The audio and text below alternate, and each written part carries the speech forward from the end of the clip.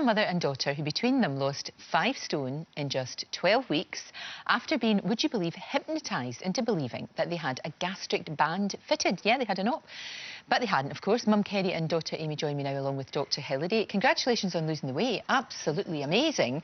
But what an extraordinary story. So now it kind of started, didn't it, Kerry, because you had a heart attack, didn't you? Yes, I did. You were overweight, not looking after yourself as much as you should. That's right. And that was a big wake-up call, wasn't it? It was a big wake-up call. At the age that I was, and with the family and the grandchildren, I knew that something had to be done. No, absolutely. What age are you just now? 51. 51. You're but a mere stripling. Same age we are. So you knew that you had to do something. Yes. And had you heard about this whole hypnotist thing? How would you find out about it? I knew that gastric band hypnotherapy was about. Right. So my friend had given up smoking and she was hypnotised. Ah, right. So because it had worked for her doing the smoking, I contacted the hypnotherapist for the gastric band. And we went from there. Because did you not fancy going down the road of an operation? Because it's a big deal, you know, nobody should do that lightly. Couldn't afford £8,500. Ah, there is always that, isn't there? Because that's the thing about this. I mean, it's not inexpensive, it's not cheap, but it's an awful lot cheaper than £8,500, for goodness sake. So, when did you decide to follow your mum, or was it something that you both talked about? Just after she had the heart attack that she mentioned to us that she was going for the hypnotherapy. Right.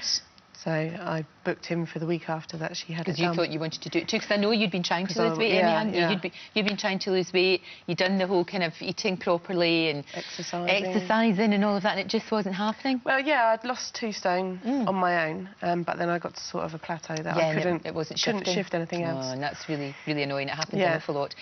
So this whole process, you're obviously awake, kind of, but you're in you're in a trance, you're hypnotised. Are you aware of what he's saying to you? Yes. Yeah, totally. And is he talking you through as if you're having an operation? Yes, he tells you to imagine that you're in the first few days he's talking to you what he's going to do and putting you under. But on the day of the operation, he tells you that you're in the operating theatre. He's going to do some keyhole surgery. Right.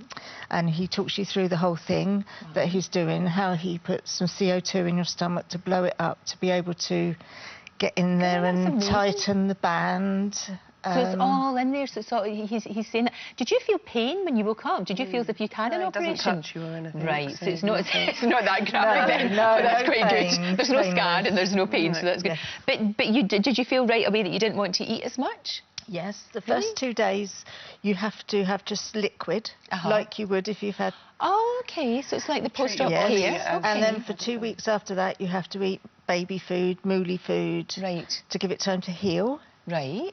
And then after that, you go on to the really small portions of normal eating. But Amy, in your head, you know that you've not had this operation, so I find it astonishing that it works, because you know you didn't. Yeah, it is. Yeah, he hypnotised me out of bread, chocolate and crisps. So ever since the day that he hypnotised me on there, it was before the operation, I haven't touched bread, chocolate or crisps. Oh, that's amazing. I look at it all and think, that's nice, looks nice. Yeah, but I don't get that urge to eat it. Right, so you're eating far, far smaller portions. Yeah. And I'm not eating the bread, and the chocolate and the crisps. How much have you lost, both of you? With the hypnotherapy, I've just lost 3 stone now. 3 stone? Yeah. That's fantastic. And I've lost just over 2.5. That's amazing. You must feel so much better. We do. How long does this last, though, do you think? Did he say? It's for life. Oh, right, OK. Do you have to go and get topped up? He said you can, but you don't have to. It's not what you have to do. It's amazing, isn't it, Hilary? An awful lot cheaper, you know, and we know that there's this chap at the moment that's suing the NHS, isn't it? Because he wants a gastric band operation, and he's suing them. It's a guy called Tom Conliffe. He weighs 22 stone, and he's not considered by the NHS fat enough to get the band, so he's suing them. So maybe this is the road we should go down with him. Well, I mean, it's a much safer procedure, isn't it? And it's much less expensive. And the power of hypnotherapy should not be underestimated. I mean, we can treat addictions, we can treat, and this is an addiction with food anyway, but with the right technique and the right therapist, if you can get someone who's already motivated, because that's really important, someone has to be motivated in order for hypnotherapy to work. But if you get them for a few sessions, you can retrain the mind to believe that something's happened that drastically changes one's eating behaviour. Now, you asked a very important question, how long does it last? And the question is, we don't know yet. Hopefully it will last forever. lower because having lost the weight, you're more motivated to continue and maintain it. Of course. But we need to look at the long term because it's only been done for this kind of problem in the recent past. So we need to look at that. But here we have two highly motivated, highly successful ladies who've lost weight and are still losing weight.